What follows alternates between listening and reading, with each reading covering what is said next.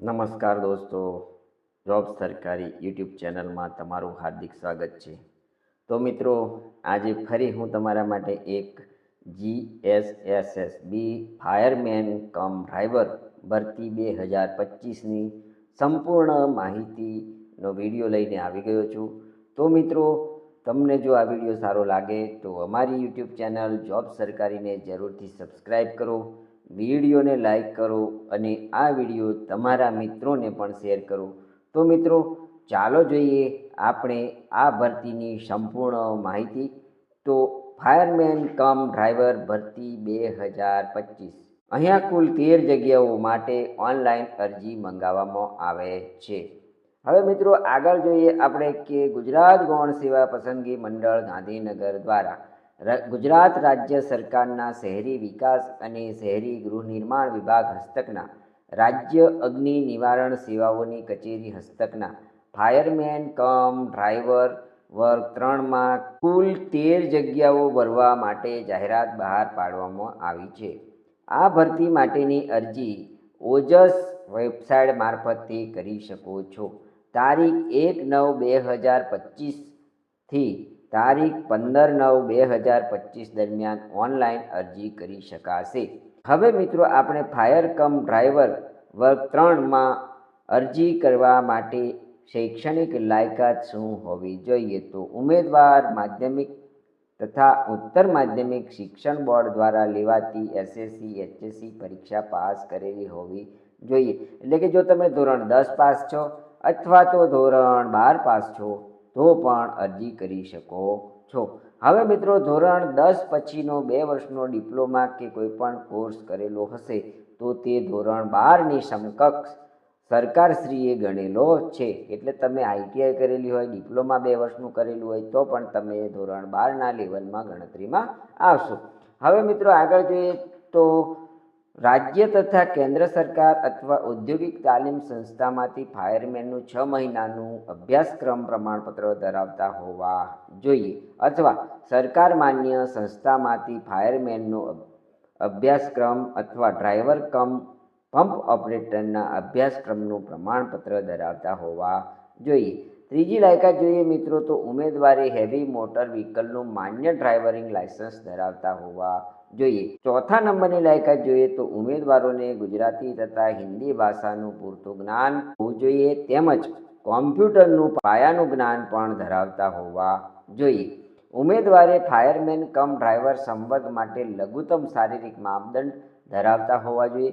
પુરુષ તથા મહિલા ઉમેદવારો માટેના માપદંડ અલગ અલગ હોય, જે ઓજસ વેબસાઇટ પર મળી શકશે। તેને તમારે ડાઉનલોડ કરી અને જોઈ લેવાના રહેશે। હવે મિત્રો, અહીંયા ઉમેદવારની નાગરિકતાની વાત કરીએ તો ઉમેદવાર ભારતનો નાગરિક હોવો જોઈએ। ફાયરમેન કમ ડ્રાઈવરની જગ્યામાં વય મર્યાદા શું હશે? તો ઉમેદવાર 18થી 33 વર્ષ સુધીની વયના હોવા જોઈએ।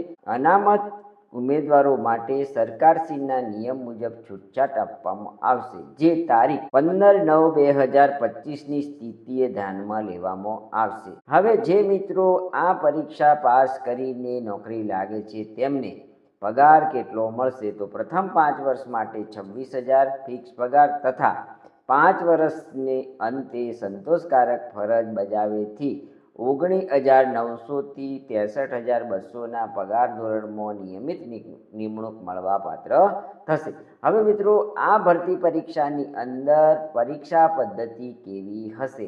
તો પરીક્ષા માટે A તથા B પાર્ટ એમ 2 ભાગમાં MCQ પ્રકારની લેવામાં આવશે, જેમાં પાર્ટ એમાં 60 પ્રશ્નો તથા પાર્ટ બીમાં 150 પ્રશ્નો એમ કુલ 210 પ્રશ્નો હશે તથા બંને માટે 3 કલાકનો સમય મળશે। MCQ નેગેટિવ માર્કિંગ સિસ્ટમ હશે। પરીક્ષાનો અભ્યાસક્રમ તમારી શૈક્ષણિક લાયકાત મુજબનો રહેશે। હવે મિત્રો, અહીંયા તમે જો અરજી કરો છો તો અરજી ફોર્મ ફી કેટલી ભરવાની થાય છે? તો જનરલ કેટેગરીના ઉમેદવારો માટે પરીક્ષા ફી ₹500 તથા અનામત વર્ગના ઉમેદવારો માટે ₹400 રહેશે। પરીક્ષામાં ઉપસ્થિત રહી પાસ થયેલા ઉમેદવારોને પરીક્ષા ફી પરત મળવાપાત્ર થશે। પરીક્ષા ફી ઓનલાઈન કરવાની તારીખ 18/9/2025 છે। અરજી ફોર્મ ભરવા માટે ઓજસ વેબસાઇટ ઉપર જઈ જરૂરી માહિતી સાથે ફોર્મ ભરવાનું રહેશે.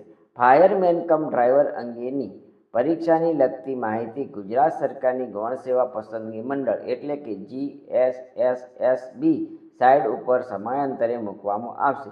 વધુ માહિતી માટે તમે ઓજસ વેબસાઇટની પણ મુલાકાત લઈ શકો છો.